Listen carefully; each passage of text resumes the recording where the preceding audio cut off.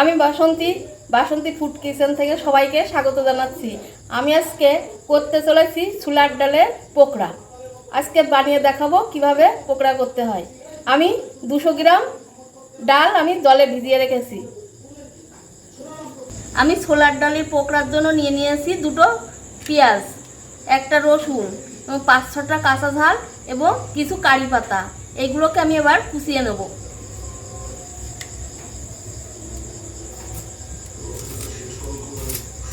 ছোট ছোট করে কেটে কুচিয়ে নেব।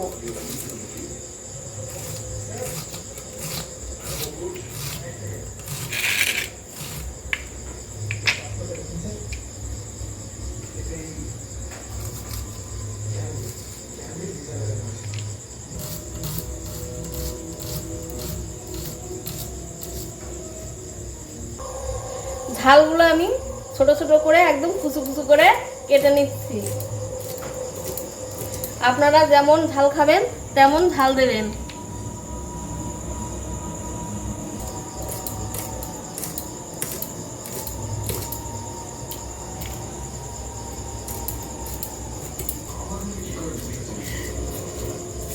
রসুনগুলো আমি ছাড়িয়ে নেব।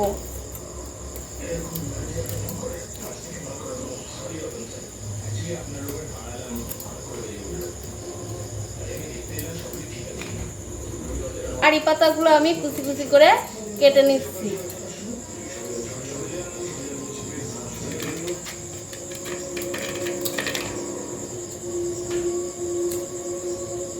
এই কারি পাতার অনেক উপকার আছে। কারি পাতা খেলে অনেক সময় গায়ে ব্যথা অনেক কিছু কম হয়, রোগব্যাধি কম থাকে। আমার সব কিছু কুচানো হয়ে গেছে। এবার আমি ডালগুলো পেস্ট করে নেব। আমার আদাটা দিতে মনে ছিল না, তাই আমি আদাটা পরে দিয়ে দিচ্ছি।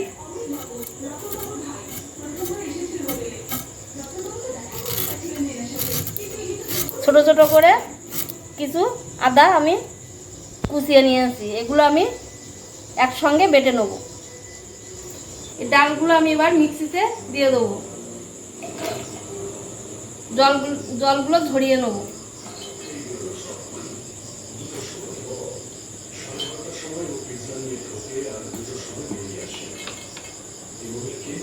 এবার আমি এই ডালের সঙ্গে কিছু আদা দিয়ে দিচ্ছি এবং কিছু রসুন দিয়ে দিচ্ছি।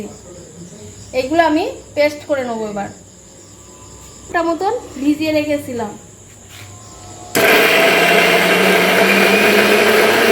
আমার ডালগুলো বাটা হয়ে গেল। এবার আমি নেবো। এই যে দেখেন, একটু আস্তে আস্তে থাকবে, বেশি আমি মিহি করব না, একটু দানা দানা থাকবে, তাহলে খেতে টেস্ট লাগবে। ডালের পোকড়ার জন্য আমি নিয়ে নিচ্ছি পেঁয়াজ কুচানো,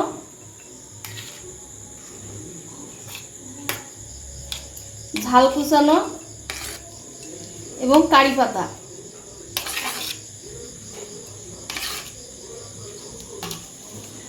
এছাড়া নিয়ে নিয়েছি কিছু ধনিয়া গুঁড়ো,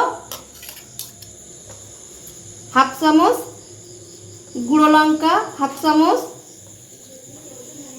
চামচ নুন, হাফ চামচ হলুদ, হাফ চামচ জিরের গুঁড়ো।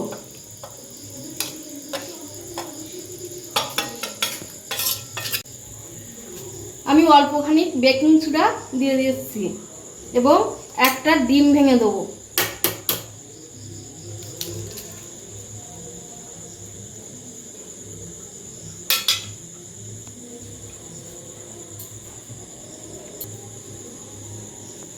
এবার এটাকে আমি হাত দিয়ে ভালো করে মেখে নেব।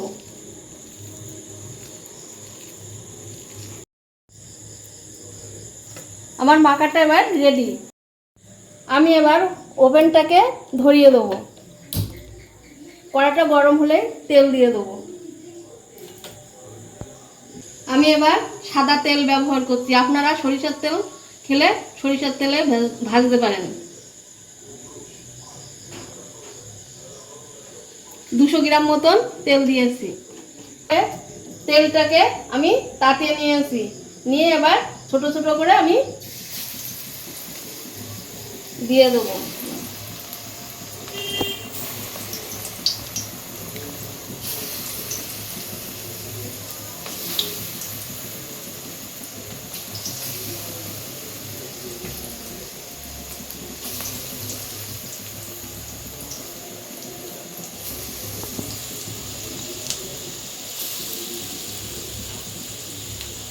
আঁচটাকে একটু কমিয়ে দেবো।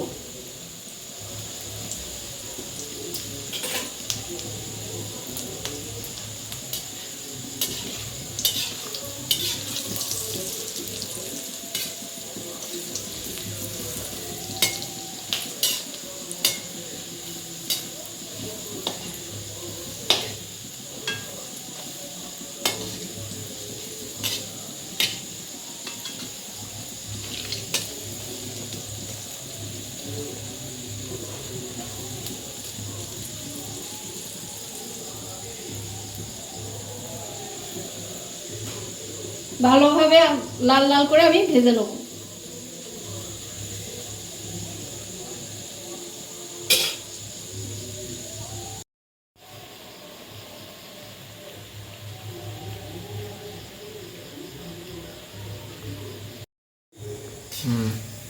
ডালের পোকড়াগুলো আমার লাল লাল করে ভাজা হয়ে গেছে, এই দেখেন।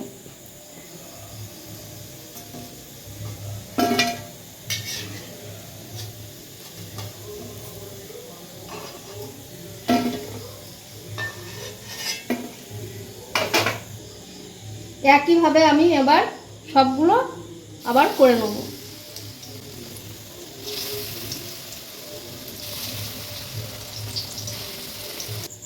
আমার পোকড়াগুলো সব ভাজা হয়ে গেছে, এবার আমি এটাকে লাভিয়ে নিচ্ছি।